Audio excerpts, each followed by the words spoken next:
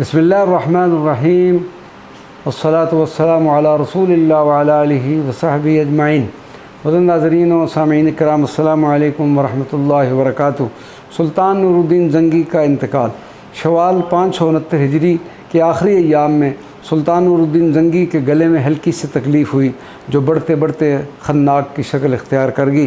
طبیبوں نے مجرب ترین نسخے تجویز کیے، مگر کوئی دوا مرض الموت کو نہ ٹال سکی۔ سلطان کے عمراء و وزراء اس کے ارد گرد جمع تھے۔ سلطان شام کی سانس رک رک کر آ رہی تھی اور ساتھ وہ کچھ کہہ بھی رہے تھے۔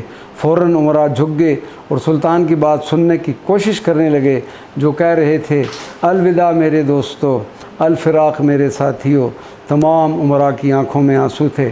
آج اسلام کا ایک عظیم مرد مجاہد دنیا سے رخصت ہو رہا تھا۔ کچھ دیر بعد سلطان عادل نے ایک بار پھر آنکھیں کھولیں اور اسی طرح آپ کے ہونٹوں کو بھی جنبش ہوئی۔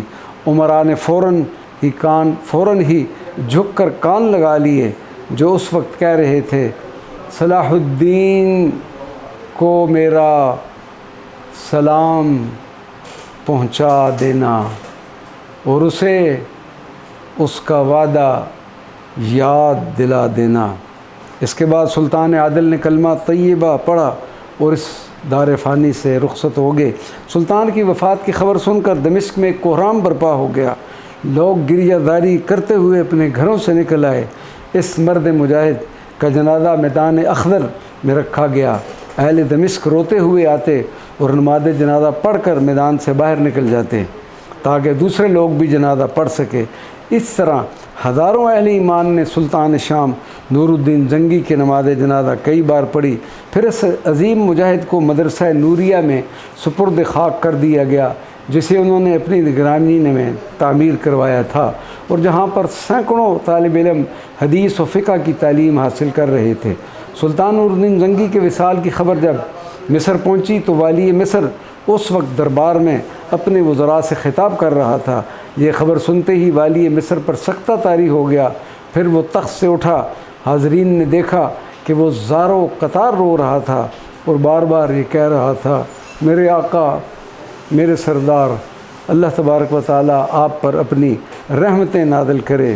بعض عمراء جو سلطان عادل کے مقام کو سمجھتے تھے، وہ بھی اسی طرح رونے لگے جیسے ان کا باپ ان سے بچھڑ گیا ہو۔ سلطان نور الدین زنگی نے اپنے پسماندگان میں ایک بیوہ، ایک لڑکی اور ایک لڑکا ملک صالح اسماعیل، جس کی عمر صرف 11 سال تھی، چھوڑے۔ سلطان نور الدین زنگی کے وصال کے بعد صلاح الدین ایوبی نے فوراً مصر کی تمام مساجد میں ملک صالح کا خطبہ جاری کروا دیا اور ٹکسال میں فوری طور پر ایک نیا سکہ ڈھلوایا، جس پر ملک صالح کا نام نمایاں طور پر کندہ تھا۔ پھر والی مصر نے دمشق جانے کی تیاری شروع کی اور ایک فوجی دستے کے ساتھ برق رفتاری کے ساتھ دمشق پہنچا۔ سب سے پہلے سیدھا حرم سرا میں سلطان کی بیوہ کے پاس تعزیت کے لیے پہنچا۔ صلاح الدین سلطان عادت کے گھر کی طرح کا ایک فرد تھا۔ والی مصر صلاح الدین ایوبی ایک بیٹے کی طرح ان کے سامنے جھک گیا اور زاروں قطار رونے لگا۔ سلطان کی بیوہ نے مادرانہ شفقت کے ساتھ اس کے سر پر ہاتھ رکھا اور خود بھی رونے لگیں۔ وما علینا الا البلاغ المبین۔